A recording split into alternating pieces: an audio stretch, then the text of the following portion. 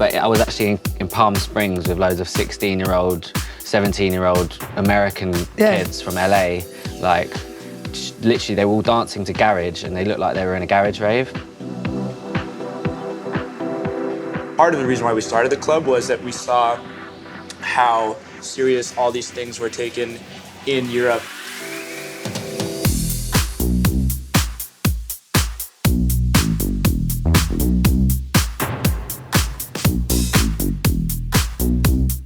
The US and the UK have had a long relationship when it comes to electronic music. And right now, British artists are blowing up in the States, cleaning up at the Grammys and headlining stages at Coachella. I've come from London to LA this week to learn a bit more about the Brit invasion, to find out if the love of UK house and garage is just a phase, or if the boys and girls from back home are actually changing the face of EDM in America. My trip started out in a studio with two friends and fellow North Londoners who've been spending a load of time over here the past year.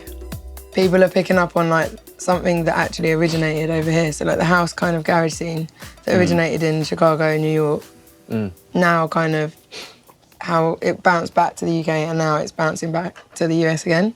Yeah, it's kind of done that a few times over the last couple of decades, hasn't it? It just gets batted back and forth. Yeah. But I think, especially at the moment, it's kind of like people referencing old UK garage stuff. America can really relate to it because it's kind of got that soul and it's kind of got that R&B reference. Yeah, because before it was like all the like kind of Skrillexy vibes that were like proper hard kind of EDM, like Yeah, it's getting. Whereas now they're loving the soulful stuff. Yeah. But it was funny speaking to Pete Tong the other day where he was sort of saying about back in the day where he'd find all these records from America and especially Chicago, and he'd just bring them back to the UK and just license them, repackage them and release them in the UK. And it kind of, you know, that was one of the things that helped spread like he was US doing that house in- music. So mad, isn't it? They out just in take the it and UK. then... Yeah, he was doing that in the 80s. Yeah. In England, like, we're really good at doing that kind of like mad, like taking sounds from all different parts of the world and then making like fresh British music, which is, that's how garage came about. And now we're sending it back over here. Yeah. And Which is just so cool. when we saw Disclosure last year in Coachella, and the way people were dancing, it felt like I was in a club in like Enfield. Yeah. In London, in like 2001. Yeah. Like the clubs are getting more and more like European or UK clubs, especially we're playing at Sound tonight. It's a sick club. It's like one of our favourite clubs in America. You wouldn't expect it to be in Hollywood. When you're in there, it feels like you could be in like London. Having heard from the Brits, it was time to hear the other side of the story. So I went to meet one half of local DJ duo Hotel Garuda at his favourite deli in the other side of town. Hello. So when I first got into production and DJing and stuff, I started listening to like Hot Since 82, Dusky, Jonas Rathman, a lot of the British like Black Butter guys and the Tool Room guys, right? Is it working as well as it is I for think us? so. I think there's two kinds of crossover takeover that I've seen occur. I think there's one form where there's like underground producers who are doing it for so long that it becomes mainstream. And then there's the kind where there's like a mainstream thing from another country that comes over and then takes over completely. Yeah. I think that's what happened with UK, like UK influences in LA and like America. Yeah. I think that when you started hearing Disclosure on the radio, things like that, that's when it sort of confirmed that there was another sort of mainstream sound from somewhere else taking over in America. Do you call that Canadla over here? Do we call it what? No, you don't. No, it's just a matzo ball, I don't know. Whoa. So you do know what this is? Oh, I didn't know what it was what called. we call... Well, the matzo... Yeah. I haven't had one. I'm so ready. You have huge acts like Skrillex and you have huge acts like Disclosure.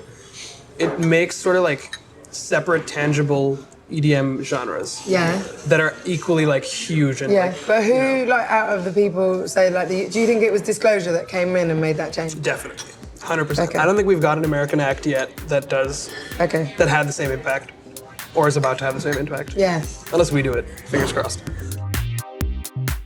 The Hollywood club scene is well known for its valet parking, bottle service, and obnoxious clientele. But I'd heard that across the town in Silver Lake, some promoters had been putting on a European-inspired party that had grown into one of the biggest and most decadent nights in town. What is it about dance and house music that inspires the night? That's absolutely where everything starts. Everything at Rhonda, it spans a very wide range of things, but it's all based on the dance floor. We always have this big admiration for how Europe and mainly the UK kind of celebrates that sort of thing. You know, the underground is something that's held very near and dear to the hearts of a lot of people in the UK, where here we do have a very robust underground, but it's not like, you know, the thing that unites everybody in the way that it does in like London, for example. We are at the end of the little trip we've been on. I am now heading to Sound, to the show with Gorgon City. It's been amazing to see firsthand how well the Brits are doing over here and to meet a whole new generation of artists who've been inspired by our music. Actually, I was introduced to house music from UK DJs. So guys like Paul Oakenfold and the originals, right? And seeing Train Spotting, hearing that music and wondering what is this? So it's cool to see that sound here.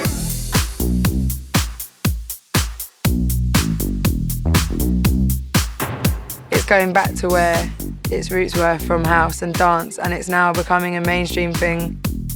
Now it's like they're calling on us. They're inspired by what we're doing, and that's so exciting.